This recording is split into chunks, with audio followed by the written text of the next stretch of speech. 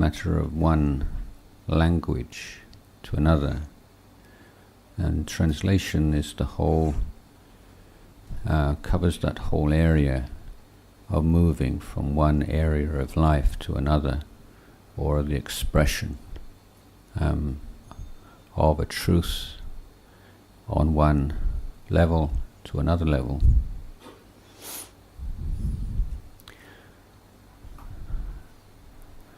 When I left my home the first time, I was 17 years old and was planning on a long trip to India. And my father, the first leg of this trip was going to be by local train. And my father took me in his car to the train station and took my backpack out of the back of the car, gave it to me, and there was silence, awkward silence. And my father said, "Don't forget to write to your mother." And then got in the car and left. So this was, for me,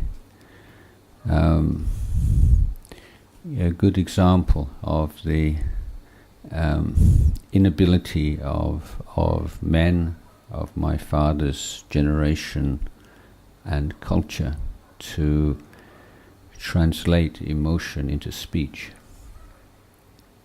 Obviously, my father was emotional and had some fear and concern and worry for me setting out on such a journey alone at that age. And he was obviously aware that he was going to miss me, and yet he was unable to express that verbally. He couldn't even ask me to write to him.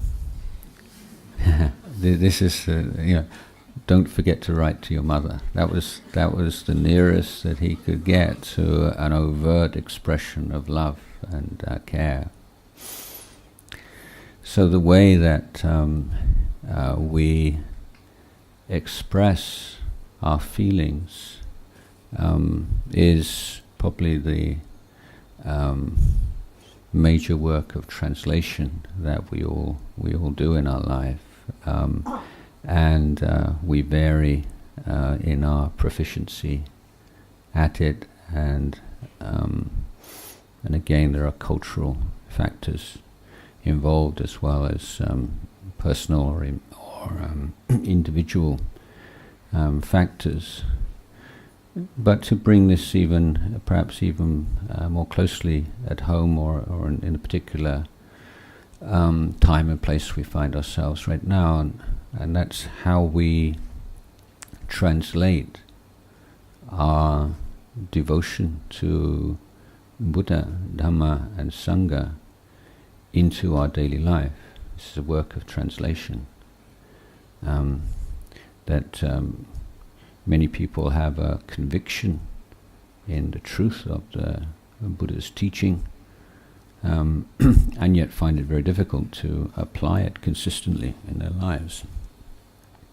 And this is a challenge of translation, isn't it? And so we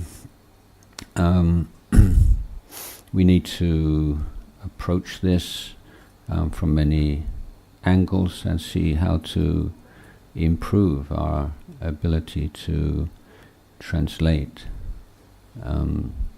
particularly those thoughts, emotions, beliefs, opinions, in a way which is most constructive and helpful. One more element to this is, again, in terms of how we propagate Buddhism, or how we share it with others. So if we are translating our interest and commitment into our own practice, and we're starting to see some results, then how do we share that with others? How do we translate this inner peace and growing mindfulness and wisdom in such a way that we can inspire others. How do we translate that? So the Buddha, I think, was in so many ways, of course, a genius. Was a genius in translation and a genius in presenting the teachings. To repeat an example I was giving yesterday morning, in that often we can start to practice, study and practice, and our teachers and those around us can be quite impressed that we seem to have made some substantial improvements and changes in ourselves and in our practice. And yet when we go home and we meet family members, those that we're closest to, whether it be parents or spouses or children, they can't see anything at all. And in fact, they sometimes use it as a kind of a club to beat us with. You know, you've been meditating all this time and you're just the same as you always were. You know. This is probably productive of more cries of anguish from Buddhist practitioners than anything else. So why is that? You know, when those that are closest to us are least capable of seeing changes in ourselves. A common sense would say, if it's your parents or your spouse, surely they, rather than anyone else, would notice this. But I think the reason it doesn't happen is because the brain is basically a lazy organ, and we're always looking for shortcuts, which in the technical language called heuristics, but we're also we sum up people, we judge them, we label them, and that just makes things sort of simpler. And this happens in families. And so when we have family members who think they know who we are, and they're very convinced of it in many cases, then they're unable to translate their feelings into, or to accommodate this new truth. So my example, this is of the Buddha himself. A year or so after his enlightenment, he decides to go back and visit his family and to try to teach and express his gratitude for his father by teaching him the Dhamma. He arrives in Kapilavatthu, of course, dressed more or less as I'm dressed, with a brown robe and a shaven head. Goes an arm's round.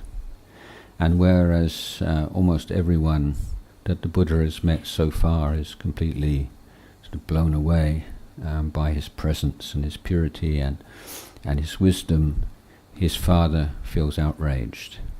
And what's my son doing, walking like a beggar in the streets, shaven head and a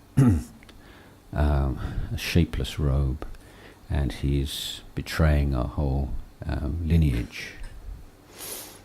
And so the Buddha doesn't go and teach him the Dhamma at that point, because no matter how wise the Buddha could be and how articulate, he realizes that that platform of trust and openness will not be there.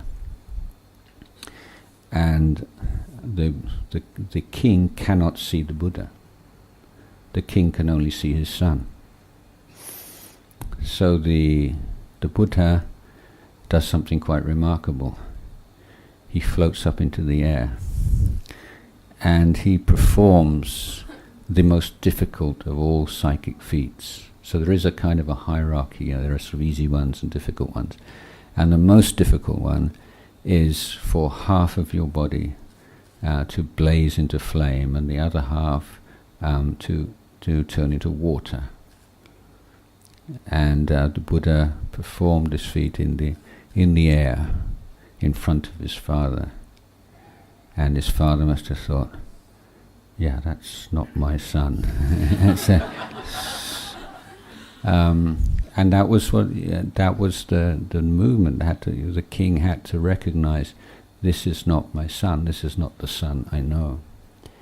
And from there, the king was able to teach his father and to take him to the first stage of enlightenment. And so when we are teaching and talking and communicating, it doesn't necessarily have to be like a Dhamma topic, then it's not just a matter of our understanding and our logic and how articulate we are, but we have to create a situation, and we have to be able to create the trust that will enable communication to take place in order to translate something that we know into something that they know. So this is a translation from the truth of one person to the truth of another person, and this is a very important study. And and how we Lumpur Cha, Ajahn Chah, he would often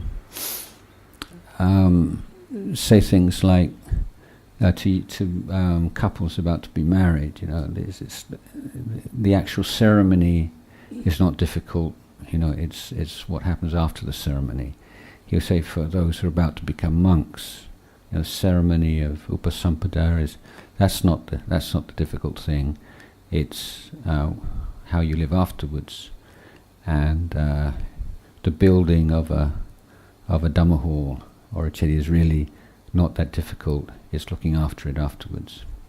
So many similar kind of statements, but I think one of the most memorable was that, how to gain the right information, but do you know how to be right?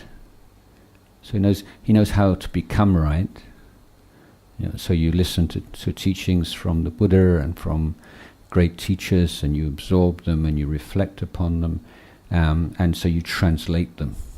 You translate the teachings into your own knowledge and understanding. But he said that's not so difficult. The difficult is how to be right. What he means by that is how not to suffer through being right, or how not to identify with being right, or place all of your sense of self-respect on being right,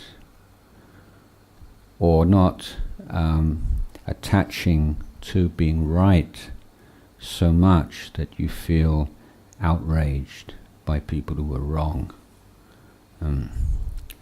and you don't feel that people should adopt your view because you're right.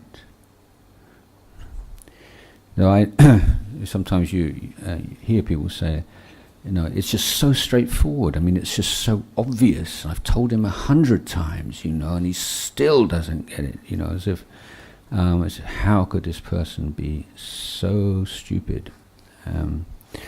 So I had experience as a young senior monk, organizing projects in our monastery in northeast Thailand. And I would hire local people sometime to do some building work, for instance, and say, look, I want you to do this, and do this, and do this, and do this. And do you understand? I say, yes. And then you go along in the evening, and they hadn't done it at all, or had done it in a completely different way. So I thought you said you understood, and he said yes, and said, well, this isn't what I told you. Yes. And I realized that although it wasn't a problem of language as such, but what I really needed to do, and what I did subsequently, was saying, I want you to do this, this and this. Can you please repeat to me what I've just asked you to do? And that's how you find whether someone has actually understood you, rather than feeling impelled to say yes because you're an authority figure and feeling afraid of saying no.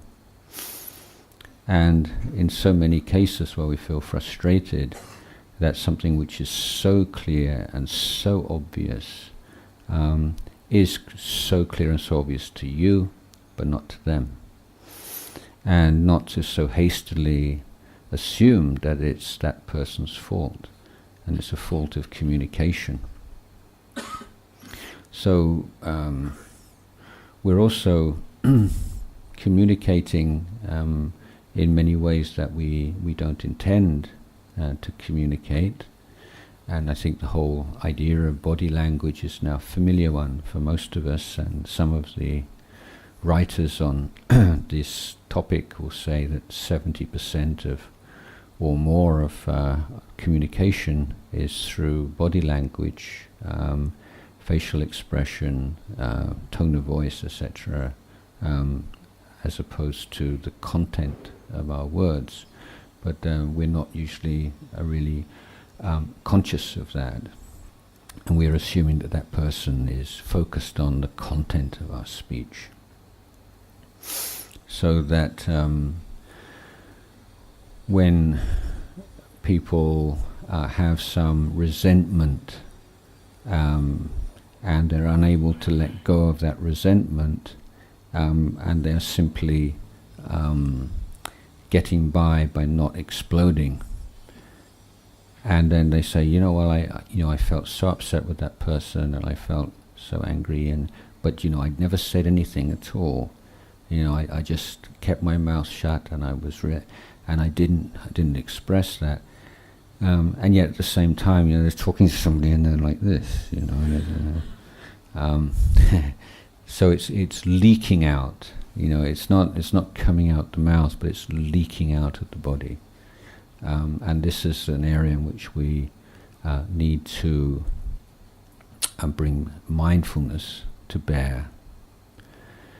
And what we choose to translate from others' conduct and speech is also something that we need to be wary of, and not to be put too much confidence in. So this is the whole idea of this uncertainty principle, not the physics principle, but this being able to hold things without making a definite decision about them.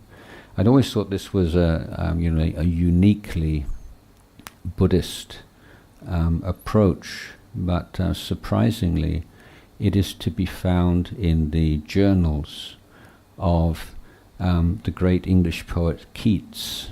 I don't know if any of you are familiar and lovers of the romantic poets, but Keats talked about something called negative capability, and he considered it to be the defining feature of a great artist. That is the ability to hold something without making a definite decision about it, and not rushing into this judgment if it is this or it isn't that.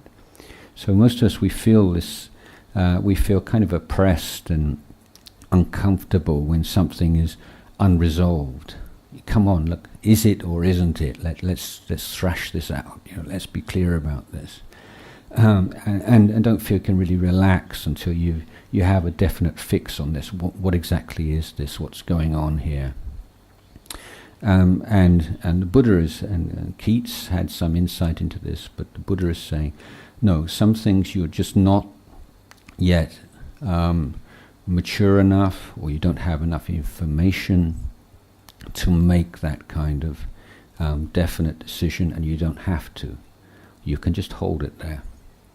And to be able to hold something which is unresolved and unsure and uncertain without feeling uncomfortable or without feeling oppressed is a skill that we should really aspire to develop. So when we look at other people and when we look at ourselves, you can notice a difference, a very clear difference. Let's say in the case that we act perhaps in a not a very wise way, and we look back and we say, why did I do that? And you think, well, one thing was didn't get much sleep last night. I was very tired and worried, and so my mindfulness wasn't probably as sharp as it should have been.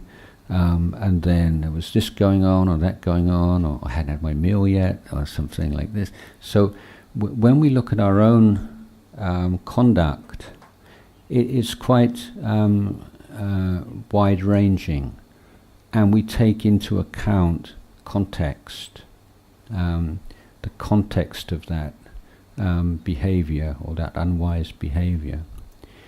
But when we look at other people's behavior, somebody says something to us or does something that we find objectionable or even outrageous, we rarely, partly because we just don't have access to that information about whether or not they had a late night last night, or they have some problem with their child's not sleeping very well, or they're worried about somebody or something and it's below their best.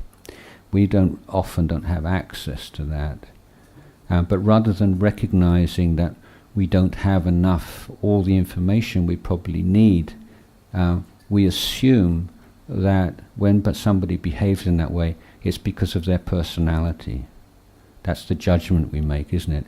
Well, yeah, what do you expect? He's like that. He's or she tends to be that way. So we have these shorthand caricatures, cartoons of people, and we assume that whereas our actions are conditioned by all kinds of external factors and context, other people's are not. So this is a mistake we make in our relations with others, and so this meine, this as we say in Thai, this maybe not perception is the skillful one. You say, well, it would seem, that way, but we don't really know, and so we're tentative about things. We don't have to be so sure about everything, and of course, over the past many years, there's been this emphasis on being self-confident and being just believe, this kind of idea. So this is the just as Buddhist principles kind of just intrude into Buddhist cultures, often without really realizing it. It's the same of all cultures, and so in the 17th century, 16th, 17th century, in the Reformation, the Protestant Reformation opposition to Catholicism in Europe was very. This is a very simple oversimplification, but the idea was that when Christianity was adopted by the Roman Emperor and by Constantine, and became the religion of the Roman Empire, then it had to deal with all the pre-existing religious traditions and in the Roman Empire, and it accommodated them too much. So to a Protestant eye, the worship of Mary is an adaptation to worship of the Mother in various Roman religions of the time, the idea of the Mass as eating the flesh of Jesus and drinking his blood is from various Dionysian sects. The worship of saints comes from worship of deities. So this is the Protestant take on Catholicism, that it lost its way by becoming a mass religion, and all kinds of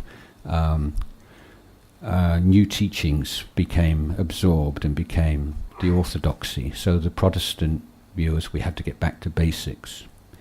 So one of the Protestant idea of getting back to basics means that the coming to the original teaching that salvation is through faith alone. It's not through acts. It's not through doing good deeds. That's irrelevant. It's just whether or not you believe in Jesus or not. That's the prime causal factor in life, your belief. And so this view you can find in Hollywood movies, you can find in popular books like The Secret, and all this kind of, it's out there, you know, in the cloud, it's out there in this world. Just believe, and everything will be okay. Yeah. So as a Buddhist, what do we say? Well, we say, well, yes, belief has advantages and disadvantages.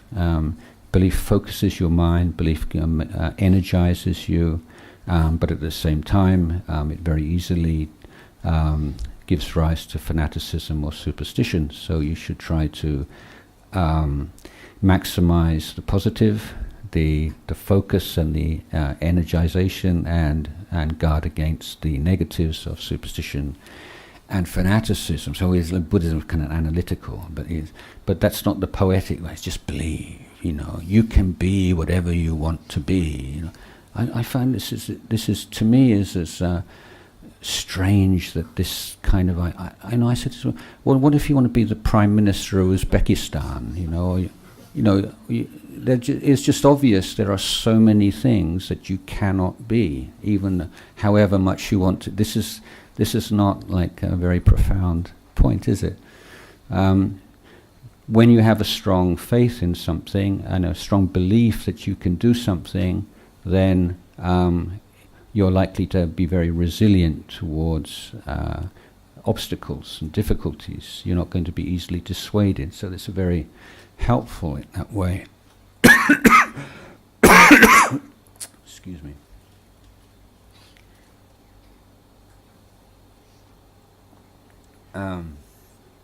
But I really don't think that simply believing in something is as strong a causal factor as is sometimes proclaimed. But the other thing that we can really see, I think, even on the political level and the events of the past several years, is how much damage is done by people in positions of power who are overly confident, too much this like you could write a high school essay or a university essay, like too much confidence is more dangerous than too little confidence. And this idea, you just do something because you believe it's right, and then everything will sort of sort itself out. You know, this on a worldly level, this is the thinking behind the invasion of Iraq, for instance, and so many areas of life. So as Buddhists, we're saying, we don't want to be sort of cowering and don't dare to do anything because it might not be right. But this sense of you're holding that there. Yeah, this is how I see it right now, but I could be wrong. So from like in people coming from belief system religions assume that all religions are belief systems. They say, oh, you're a Buddhist, what do you believe in? Oh, you're a Buddhist, you believe in reincarnation. So they're looking for our kind of key beliefs that identify us as Buddhists. And we have to be careful not to fall into that trap or start to look at Buddha Dhamma through non-Buddhist eyes. And in Thailand, I see this a lot, and Thais tend to be complacent about this because, it's a Thai pride that, we were never a colony. We were never colonized like the other countries, so we've always maintained our freedom. But the non-corporeal, the influence of ways of thinking and views, and the translation of these into cultural forms has more or less gone under the radar. So you can say, well, build houses like people in the West build them, and dress like them. But these are minor things. But many people look at Buddhism through non-Buddhist eyes, and as I say, seeing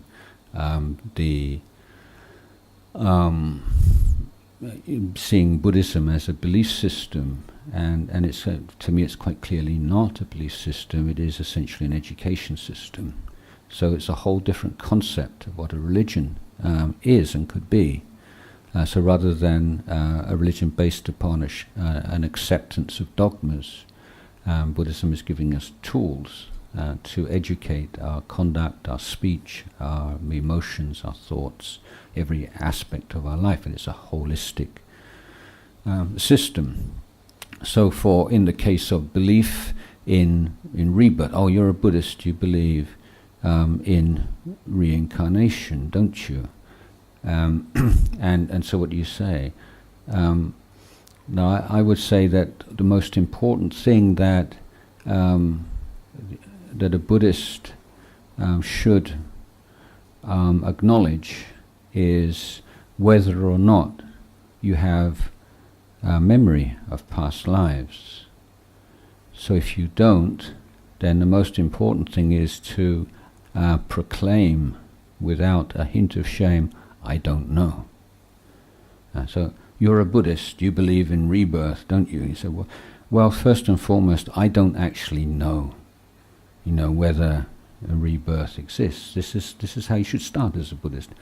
Yes, I believe, but I don't know. And this, for me, sums up Buddhist wisdom, because in so many religious traditions there is a confusion between the meaning of belief and the meaning of knowing. So people say, I know.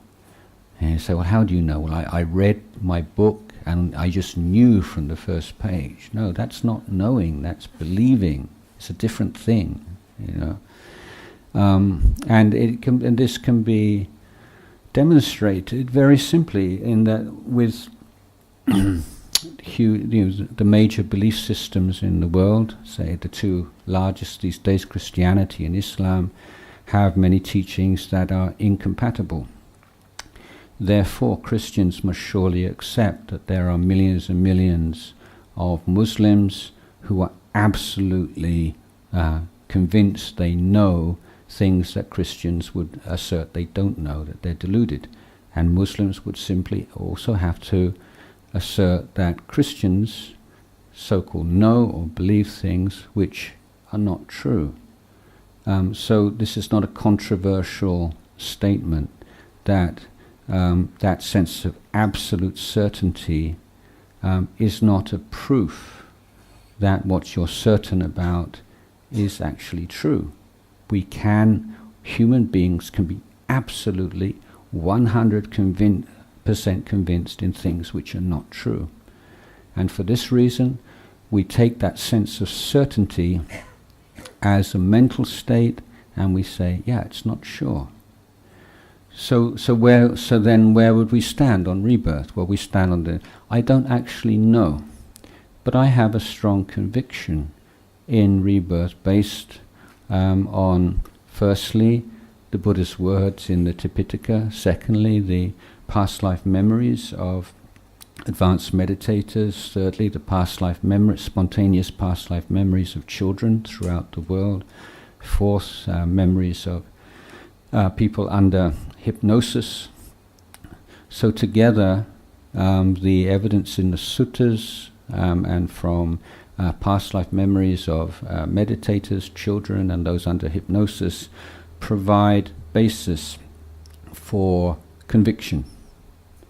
But the Buddha gave us a very beautiful word, and it's satyanuraka, and that means caring for the truth.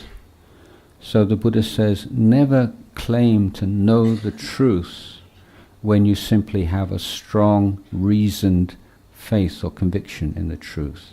Never jump that gap. Never go too far and say, because it makes so much sense to me, it seems so reasonable, it seems, therefore it's true. And this is the Buddhist attitude to religious teachings. We're putting them to the test, but we acknowledge that as so far we have not proved beyond any doubt that those teachings are true, and the Buddha doesn't want us to. He wants us to keep that questioning, seeking mind.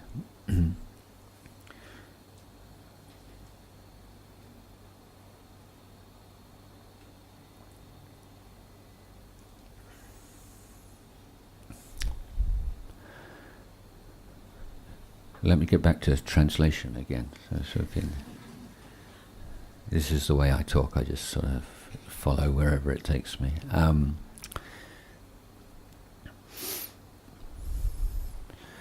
So one of Ajahn Chah's most well-known teachings is, when you feel really diligent and really full of faith and inspiration, then practice.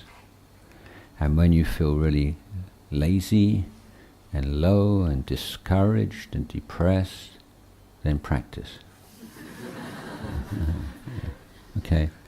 So one of the values of living in a monastery, of course, is that pretty much is a given. The bell goes at 3 a.m. and whether you feel enthusiastic or not, you get up, and that conforming to the schedule is a way of cutting through that tendency of I practice when I'm encouraged and inspired, and I don't when I'm not, because in that way you never really translate your initial inspiration into a real authentic experience of Buddhist teachings, and the benefit from them never really arises. The most important factor, I would say, is consistency. And again, Luang Por Chah, this is something that I loved about him so much when I was first there. His ability to tell stories that he told many times before, without any kind of self-conscious. When you tell stories and you feel a little bit embarrassed, maybe someone said, "Well, excuse me if you've heard this one before, but I want to tell this again." So you sort of, and you're worried that people sort of be a little bit bored. And I remember I told a story once, and somebody said, "Yeah, it was a really nice story, but I think I preferred it in the book." So or on YouTube or something like that. So. Anyway, Ajahn Chah would tell a story, and like every time he told it was like the first time, and you could see he enjoyed it so much. So one of his, and he likes stories where there's some kind of action involved. So another story is about how we're always looking for the causes of suffering outside of ourselves when we're creating it ourselves. And the story of the mangy dog, so the mangy dog sits down and then he do all these sort of scratching movements, so this is a really, place is no good, it's just making me itch, and he goes somewhere else and he's scratching and he's constantly thinking it's because of the place, but actually it's because of the mange. In other words, it's not because of the people, the situation, it's because of your thinking, your attitude, your own mental state. So the story I wanted to tell you, the illustration he gave, which I think is really graphic and memorable, is of someone rubbing two sticks together to make fire. So if you think about it, like the kinds of work that we do in our life, there's one we can divide maybe into two kinds. So one is like mowing the lawn. Okay, you can be mowing the lawn, you get a bit hot, sweaty, sit down in the shade, have a cool drink, relax, and then carry on with mowing the lawn. So this is a kind of a job where you can stop and start and accumulate the benefits until eventually you finish the lawn, or you finish the job, or you finish the painting, or the essay, or whatever it might be. But then there's the other kind of work, exemplified by rubbing two sticks together to make fire. So so people rubbing sticks together, and it's like, is it getting warmer? Oh, maybe I'll just put them down, just have a bit of a rest, and then I'll carry on a bit later on. And so you pick the sticks up and you start again. And of course, you never create the heat in the sticks that you need, the critical temperature to create fire, because you're stopping and starting and stopping and starting, and you're assuming that it's the same kind of work as mowing the lawn. But you can't. Every time you stop, you start, and you're starting all over again. And this is what happens in Dhamma practice. People go on a retreat. It's like they're rubbing the sticks like this for 7 days or 10 days, and then they'll put them down for a week, and then pick them up again, and dear, that's this city, these people, this, and start to blame the situation. But you've lost that consistency. So even if you're not practicing for very long, not in formal practice as very long as at least keep it going, even if it's not for very long. Don't let it fall to the wayside altogether, because it's not something that you can just pick up again and carry on from where you left off. And this is, I think, absolutely key to this translation of faith into conduct, and from conduct into results. Consistency, and the practice of meditation is one in which we're learning about the mind in a very direct way. So like a wrong translation here, to use this extended metaphor, is when we apply worldly standards and worldly models to meditation. So in the world, you do something in order to get a result, and that's one of the most unwise and toxic ways of approaching meditation. People say, "Oh, I can't meditate. I tried it, can't do it. No good, hopeless." I say, "Well, what do you mean?" I say, "Well, my mind goes all over the place. The moment I sit, it's just thinking of this and thinking of that. So I just gave up." I said, "Well, no. I mean, this is the whole point. The only way that you can really train the mind is you have to understand the workings of the mind, and the only way that you can find a sustainable peace of mind is by understanding the process, excuse me, and the mechanics of all the things that are not peaceful in your mind. You can't just sort of bypass these things."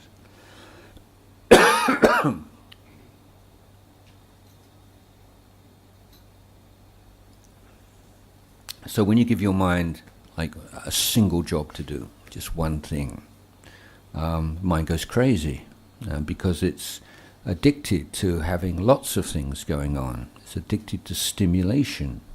It's addicted to variety. It's addicted to the ups and the downs, and you're not feeding it anymore, and you have this immediate reaction, and that reaction is the point. You want that reaction. Because this is the work that you have to do. You're seeing that when you can't when you're frustrated, when you have an object like the mind, the breath, then what is your usual default resistance? Is it in the form of fantasizing about things, or imagining memories, or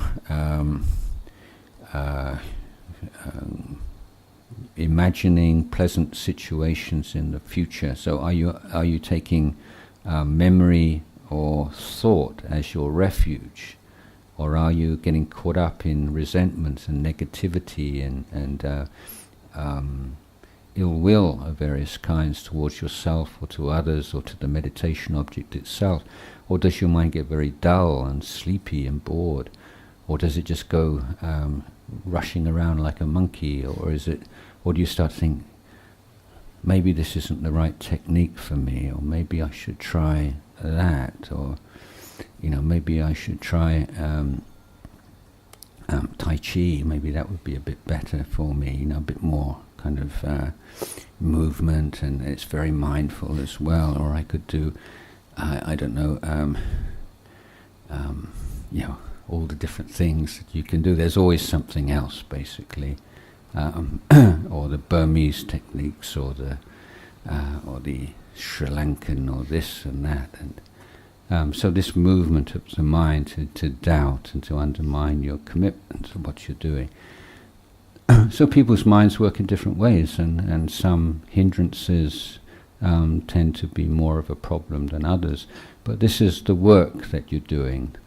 So to get away from the idea of meditation as a kind of relaxation technique, it's work, and it's really hard work, but it's very valuable work. And the rewards of it are incredible. But it's not something that comes easily, and you have to learn to be able to motivate yourself and to find a way of enjoying it and valuing it, even if it's tough. So seeing the big picture of what you're doing, and this also, I think, a point I'm very much like to make here is that this there's a translation from the inner to the outer, and from the outer to the inner, which go together and harmonize. So I think we're familiar with the idea. If you're developing thoughts of loving kindness, for instance, then we would hope that it would start to manifest in the way that you relate to the people around you. So the loving thoughts you're developing, they're becoming more habitual to you, and they express themselves. So there's a translation from this inner purity of heart to external expressions through body and speech. But there is also a movement the other way. So by keeping precepts, then we affect our inner world. So, for instance, the first precept, if we're very consistent with that and very scrupulous, even small creatures that we may find frightening or disgusting, irritating, and so on, that under no circumstances do we hurt or harm those beings. And that means that every time the intention to harm arises, it is not gratified.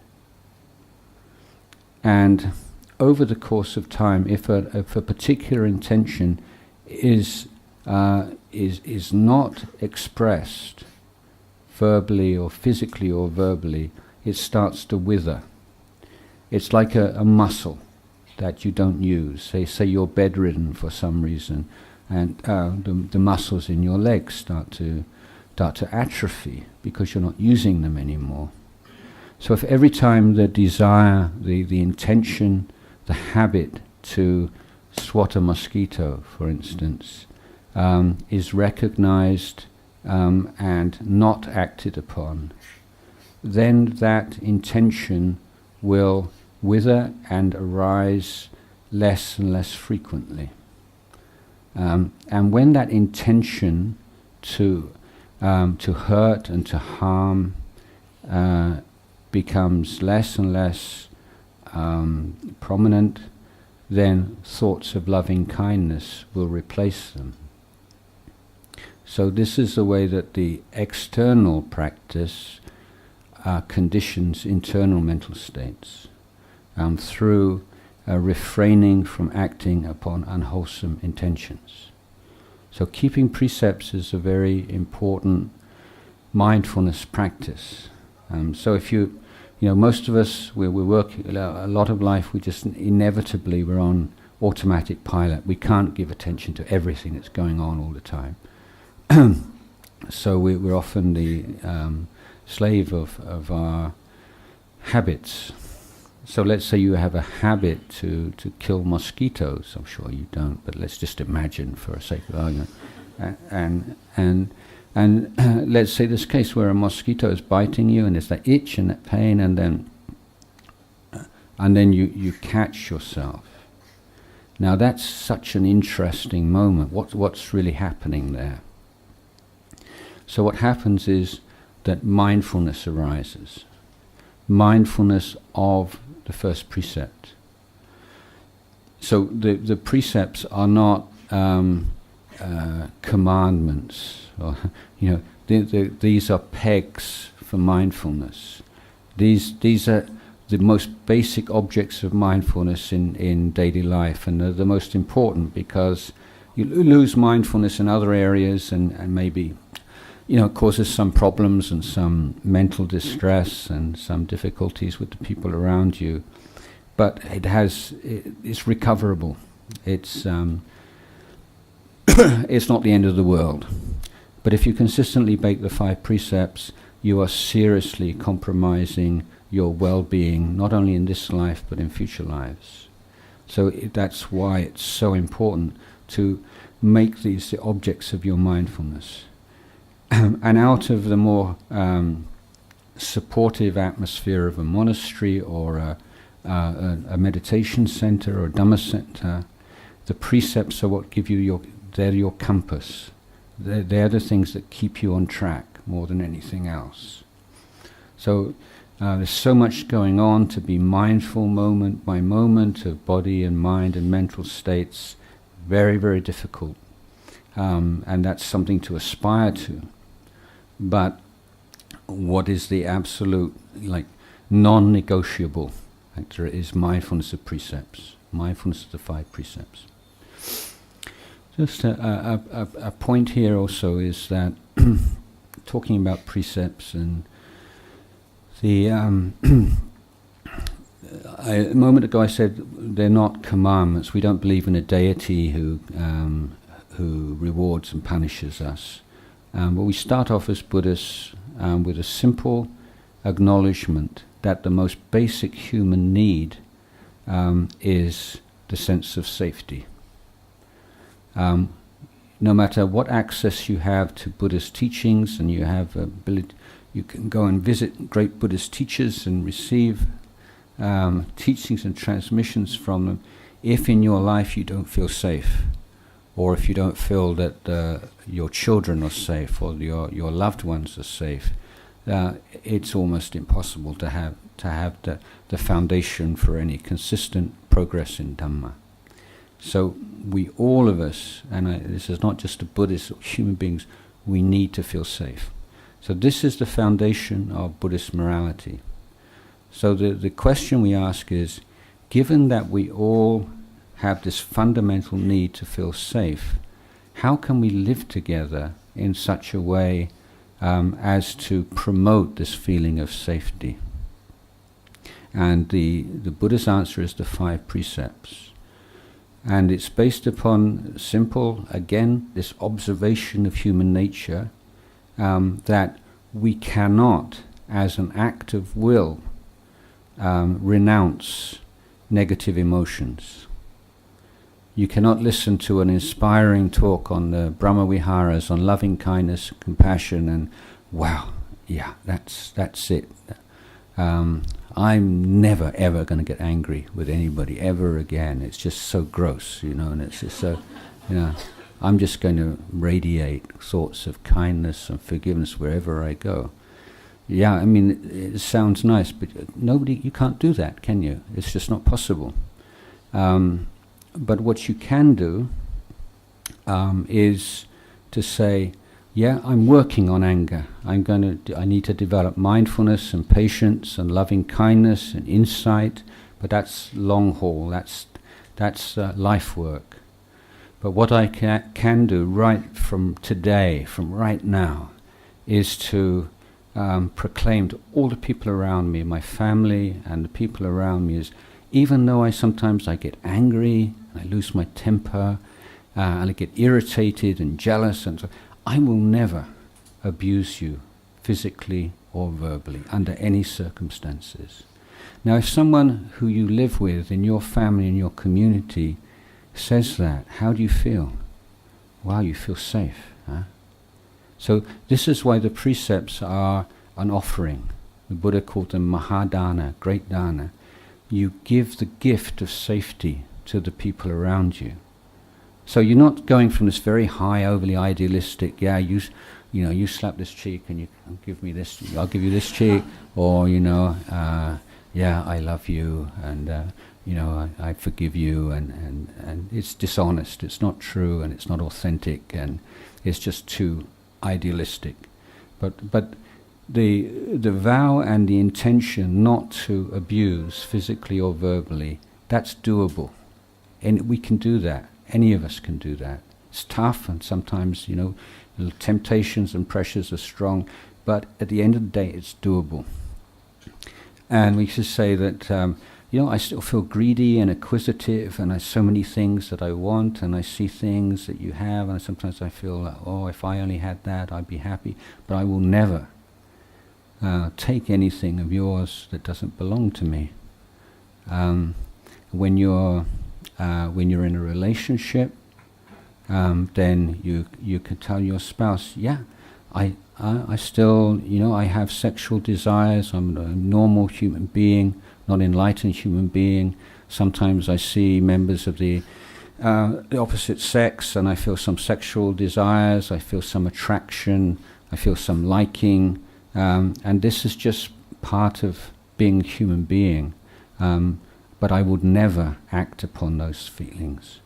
I will never speak, I will never communicate with someone, try to create connections because of those feelings. So how do you feel safe? You can relax, can't you? Because you're not expecting, this kind of, I only have eyes for you, no other woman has anything. Yeah, I mean, maybe when you first fall in love it's true, but it doesn't last. I hope you don't think it's overly cynical of you, but that, if you're an unenlightened human being with a healthy body, you're going to have physical desires, and you can't just as an act of will restrict them to one person. But what you can do is restrict your actions and your speech. And you say, this is the one person in my life. I make this commitment to you, and I will never act and speak behind your back in a way that would make you feel jealous or unhappy. And then with your, and you can say to other people, I would never try and take your girlfriend away from you or your spouse away from you. I would never act upon that way. So again, it's not way head up in the clouds. So how I'm a Buddhist now, I don't think like that anymore. Saying, but you're taking your stand on sila, and you don't. And when we sometimes the temptation to lie are very strong, because if we don't lie, then maybe people will. It'll be embarrassing. Maybe people will lose a little bit of respect for us, a little bit of affection for us, and absolutely ultimate fear that somebody would abandon us. And but you say, I won't lie to you, even about small matters. And and often the thing comes up. What about white lies? So somebody says to you, I cut my hair. What do you think? And you said, is it nice? Or is it delicious? And all these sort of everyday things where you don't have a malicious intent. Quite the opposite. You don't want to hurt somebody's feelings. But the mistake here is to assume that you have two choices. Your choice is tell the truth and hurt someone's feelings, or lie and keep them happy. But there's no practice there. There's no effort. There's no wisdom. So the wisdom is, how can I speak in such a way as, one, to preserve the truth, and two, to preserve that person's feelings. And so that's where the effort, that's how you practice Dhamma in daily life. You're finding that middle way. Really give some thought about finding ways of, sometimes it can just be a distraction. It doesn't mean you can't just sort of change the subject or be a bit distracting or say something more kind of ambiguous. But you're avoiding that saying something that you do not believe to be true, no matter what the result might be. So if you're giving this gift of safety to the people around you, you're giving this wonderful gift. I'm not going to abuse you physically or verbally. I'm not going to steal from you. I'm not going to cheat on you. I'm not going to lie to you. But if I have a few drinks, I'm not so sure whether I'll be able to do that or not. I'll try, but then it doesn't work anymore. The whole thing loses its power and its purity and its integrity. And so this we make this.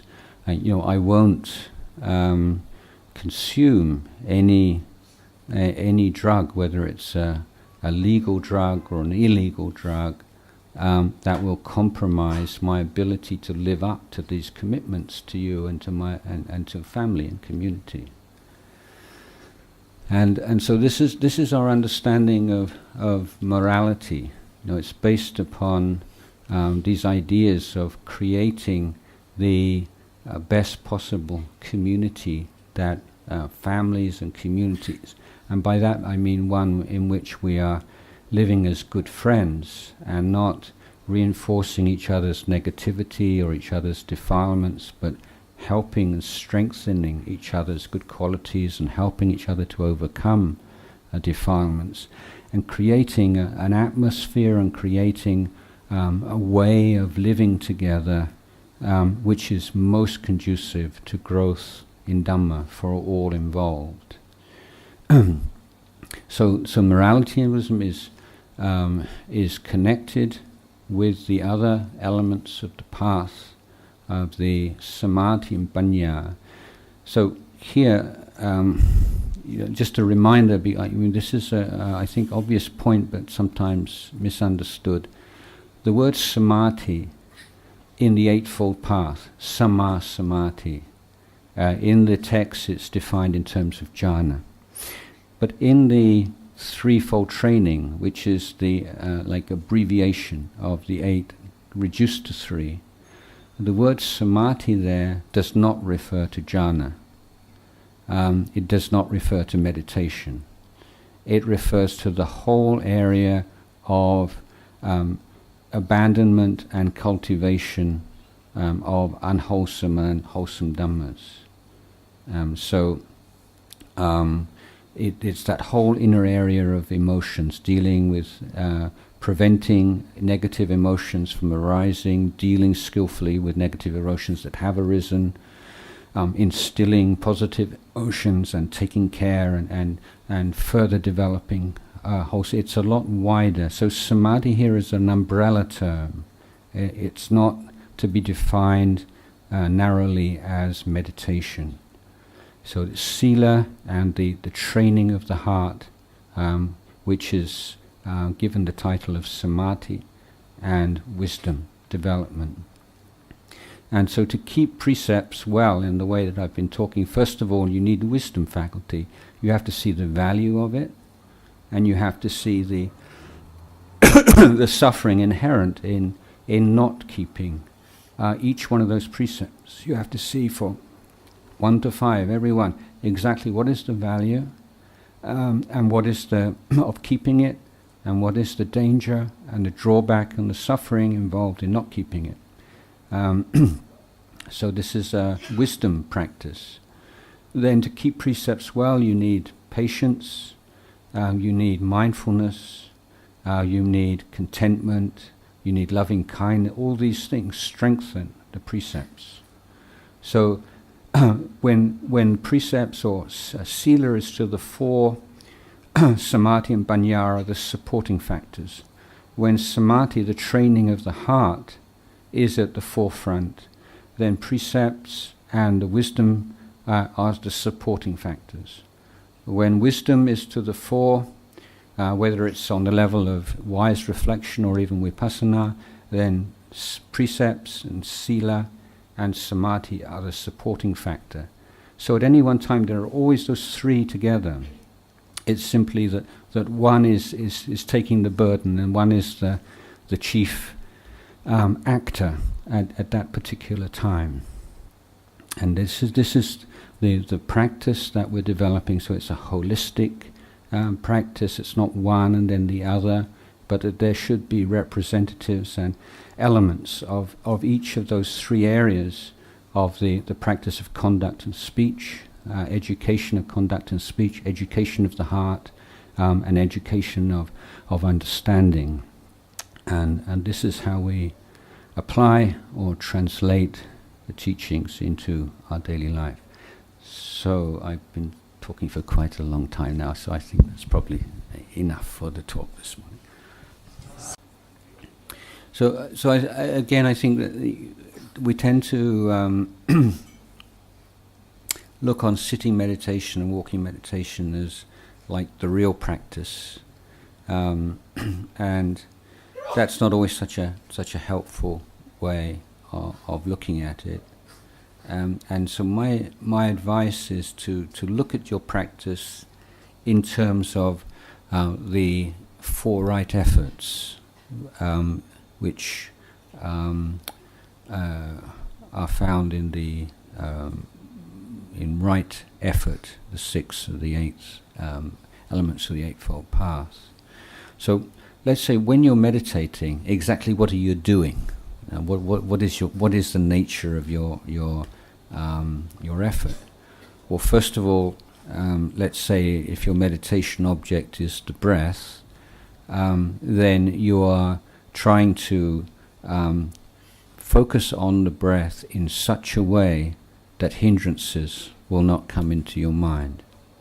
So this is the first of the 4 aspects of right effort. The effort to prevent the arising of as yet unarisen, unwholesome dhammas. So this is what you're doing when you're meditating on the breath. Now, it's very difficult to do that, and it's quite likely that a hindrance will arise, in which case you apply the second aspect of the 4 right efforts, which is the effort to abandon the arisen, unwholesome Dhamma. Now, at the same time, you are seeking to introduce into the mind the bojjhangas, or the enlightenment factors, beginning with mindfulness. So you things like mindfulness, a balance of effort and a relaxation, and contentment with the breath, and so on. So you're introducing into your mind various wholesome dhammas. So you're introducing as yet unarisen wholesome dhammas into the mind. Now, when these wholesome dhammas have arisen, you see, then you're seeking to sustain them and to further develop them, which is the 4th aspect of right effort. So I would say one way of articulating exactly what it is you're doing when you're meditating, whatever technique or whatever school you're following, that it should conform to these right efforts. Now, in daily life, how do you practice, as you say, to prevent the sticks from going cold?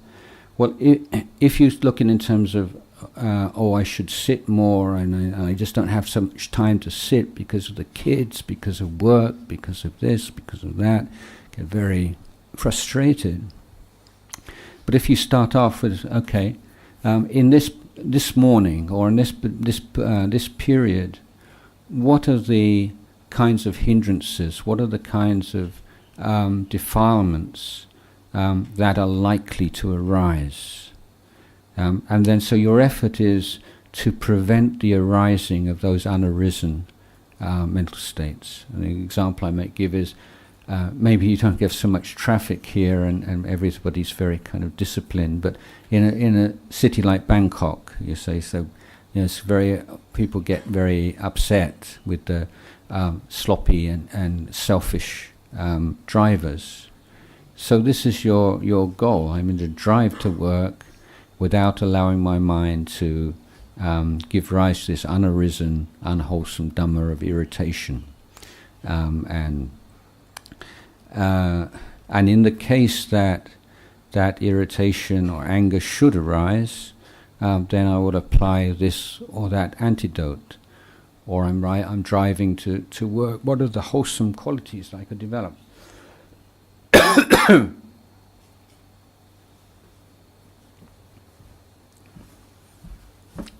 So driving in traffic is quite a good time for developing metta meditation. Or sometimes people like to put on a Dhamma talk on their CD player or whatever. So your effort is focused in any particular part of the day on these four areas of preventing the arising of unwholesome dhammas, eliminating those that haven't, creating and cultivating the wholesome dhammas, and further developing those that are already arisen. So in a meeting, if you're in a meeting, you can't just sit there like watching your in-breath and out-breath, you'll get the sack. So you might be able to respond to the sack with great equanimity, more than if you hadn't, but it probably wouldn't be a very wise idea. So it's more sense, what should be my practice in a meeting in terms of wholesome and unwholesome dhammas? So what are the kind of defilements? So boredom, again, irritation when people start talking longer than they're supposed to talk, and they go off topic, and so this is something I can work on. Do I give the same kind of respectful attention to everyone, or do I dismiss certain people that I don't like or I don't look up to? And how can I listen to everyone with that same level of attention? And how can I be mindful throughout this? Can I develop patience? And if it's the time for me to speak, do I know the right time and the right place to speak? Can I marshal my arguments well? And so there are all kinds, we can make these wholesome, unwholesome, kusala dhamma, akusala dhamma projects in our daily life. And then when you have some free time standing in a lift, you don't have to look in the mirror, you know what you look like already, so to use those few minutes to be with your breath, or walking from a building to your car, short periods of time. But you notice that, like stress, that in most working day life, it's not that there are major stressful incidents. Once in a while, something really stressful occurs. But generally what it is, it's just a gradual accumulation of minor stresses throughout the day. So the time you finish, you're exhausted, 5 o'clock at night or something.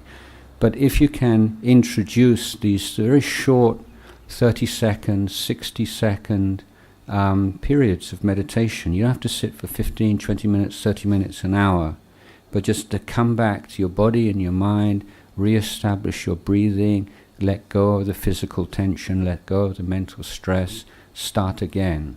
So it's that finding those short periods of time when no matter how busy your life is, I would say you still, do have those just a minute here and a minute there. And so when you're stressed out in front of your computer, instead of checking your WeChat or your Line or something, or going onto your favorite website, just go watch your breath for a minute. It's not going to affect your work very badly, and much better than finding some other kind of distraction. So making this chunking is some of you may be familiar with this word, like taking large jobs and chunking, make smaller, manageable chunks. So make chunks out of your day, from when you get up to when you go to work, the way to work, from beginning of work to midday, the midday rest, the afternoon, the evening, and make each of these like a discrete period when you can put some fresh effort into the practice. So that's my idea about consistency.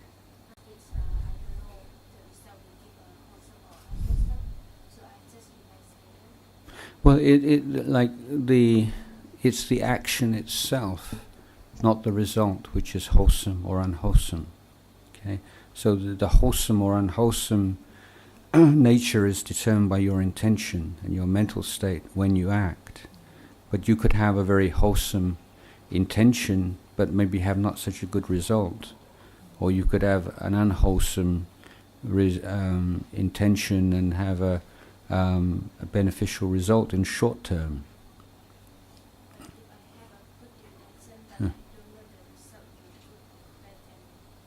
Yeah, you can't be sure about that. Like if you were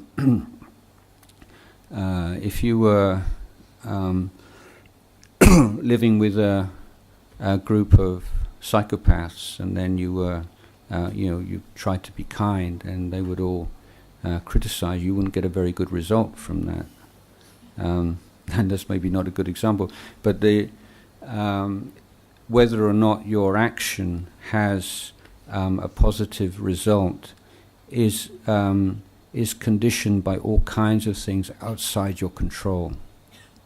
So you should try to be clear in your mind as though over what area you have some control.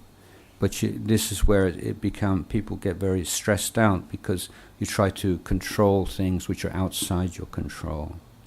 So recognize, like if you're working hard, on a project, you could put so much hard work into something, but then your colleague makes a mistake, and overall, it's a big problem. And though you personally did very well, but still, because you're part of a larger group, then the overall result is not so good. So that's why we can't say, well, because I did this, therefore I should get that result. But we take our refuge is, I did the best I could, and then we have to be content with that. Well, like this kind of world, wait.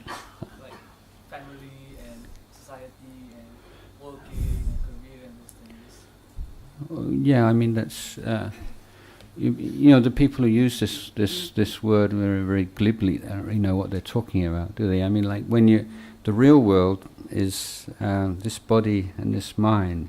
When you meditate, that's when you get in touch with the real world. What people are talking about is an idea or a concept.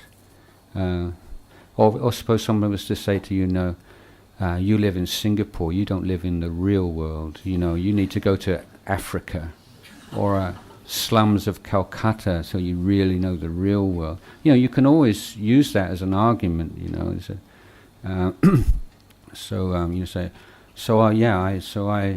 I went to live in for years in the slums of Calcutta, helping the people there, and they say, okay, so what have you done for global warming?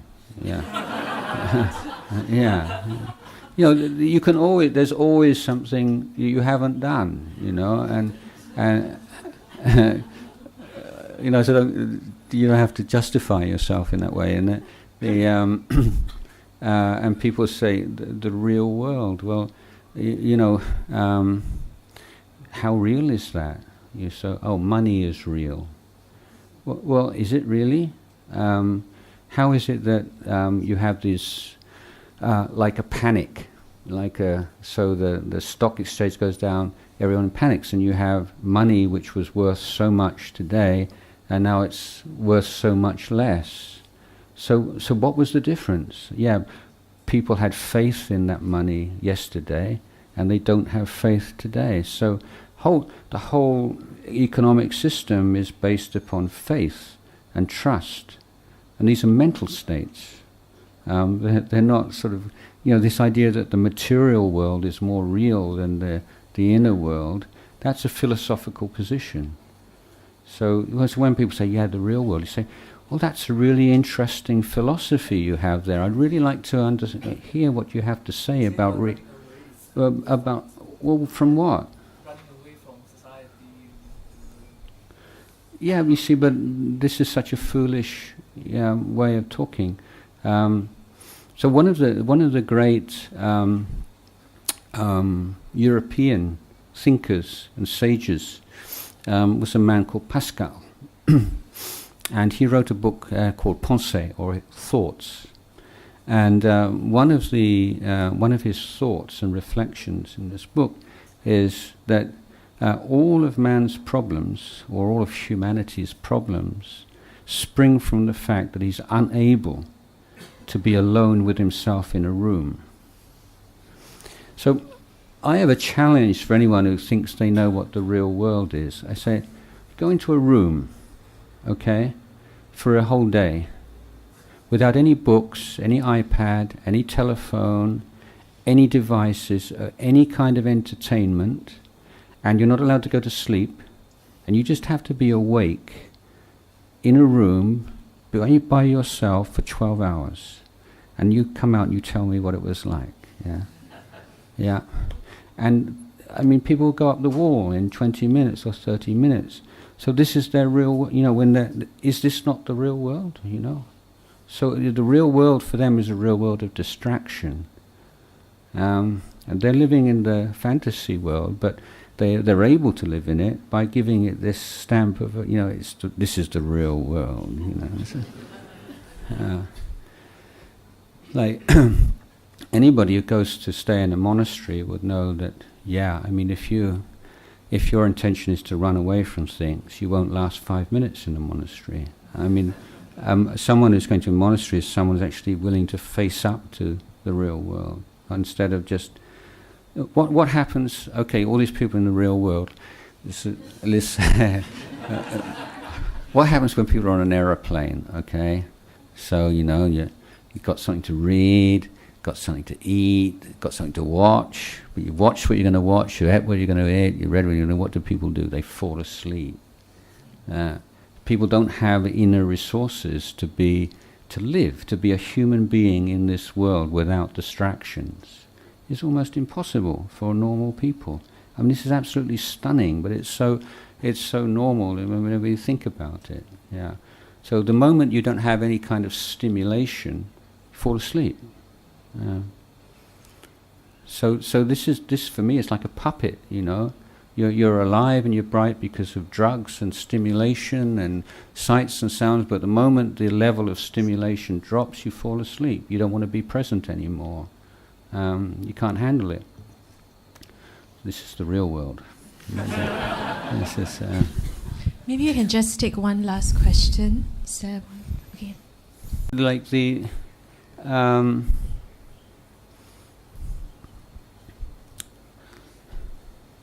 yeah, hopefully.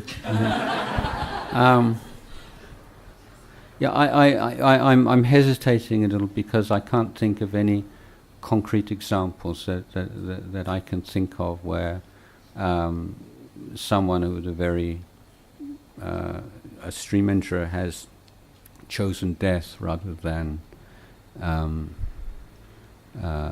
break a precept. So I can't give like absolute unqualified assent to this. But the point about a stream enterer, one thing you can say is that it's impossible for a stream enterer to adopt the teachings of another religion, because once you've seen clearly the nature of reality, then there's no way that you can turn your back on the teachings of the Buddha. But and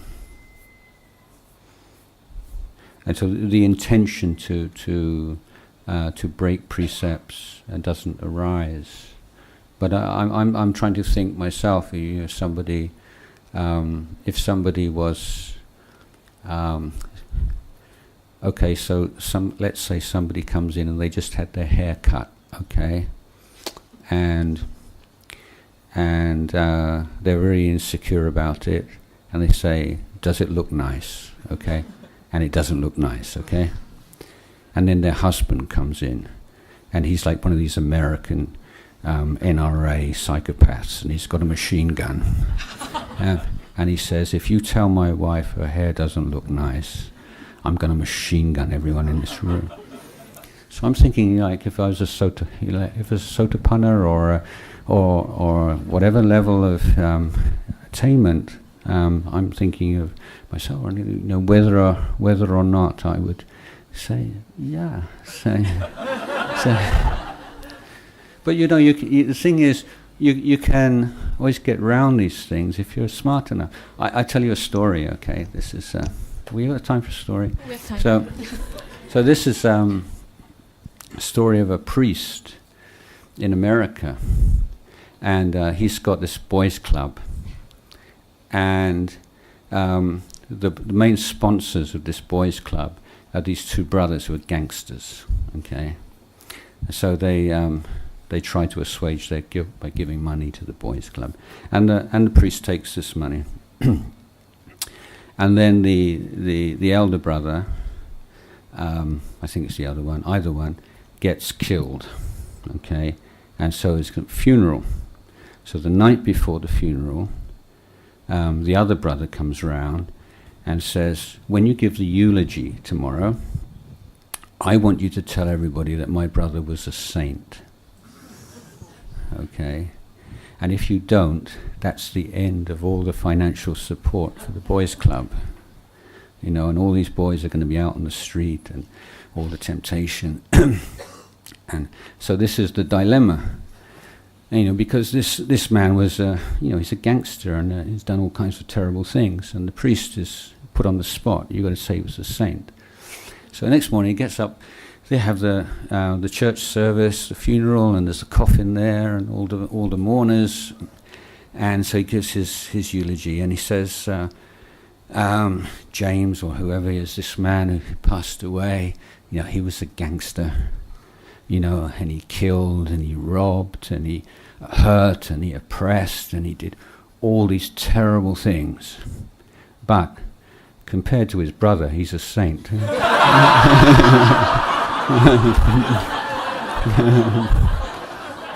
You see, so this is, you can.